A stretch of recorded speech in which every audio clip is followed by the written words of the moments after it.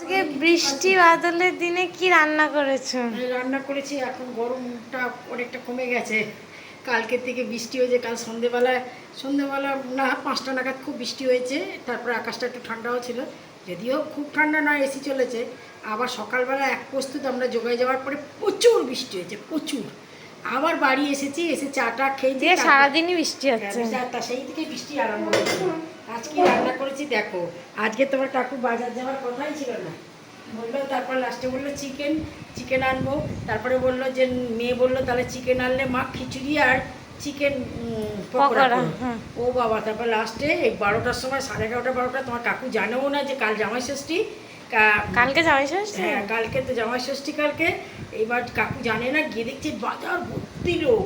তারপরে একদিনকে জিজ্ঞেস করেছে এই শনিবারে আজকে এত ভিড় কেন?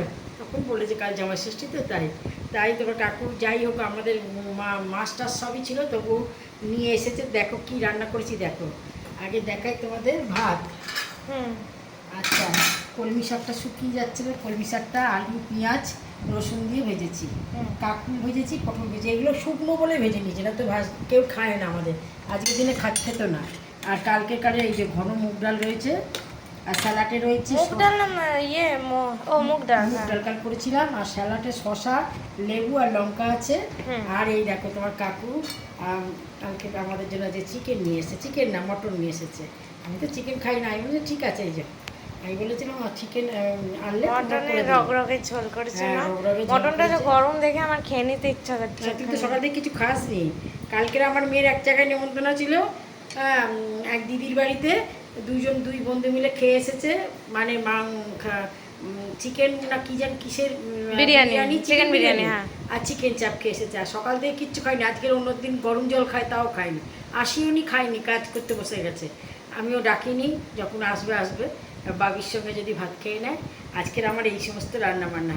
আমার চিকেনটা, আমার দেখো মটনটা কি সুন্দর কালারটা হয়েছে। আমরা কিন্তু কালারের কোনো কালার দিই না, শুকনো লঙ্কার গুঁড়োই মানে ব্যবহার করি, যেটা ঘরে করে নিই। ঠিক আছে, আমার রান্নাবান্না কথাবার্তা যদি ভালো লেগে থাকে তাহলে একটা লাইক করে দিবেন, একটা সাবস্ক্রাইব করে দেবেন। নমস্কার, টাটা। আর কালকে একজন আমাকে কমেন্ট করেছিল যে আমি ঠোঁটে একটু লিপস্টিক দিলে খুব ভালো লাগে, তাই আমি একটু দিয়েছি। কিছু মনে করবেন না, মাঝে তো দিতে, আমি গরমে তো সব বন্ধ হয়ে গেছে, ঘেমে একটা টিপ পড়ারও ইচ্ছে হয় না। কোনো রকমে একটু সিঁদুর দিই, তাও তো সিঁদুর পড়ে যায় ঝরে। এখন তো একটা লিকুইড সিঁদুর কিনেছি বলে একটু মাগাতে দেখা যায়। ঠিক আছে, চলো টাটা।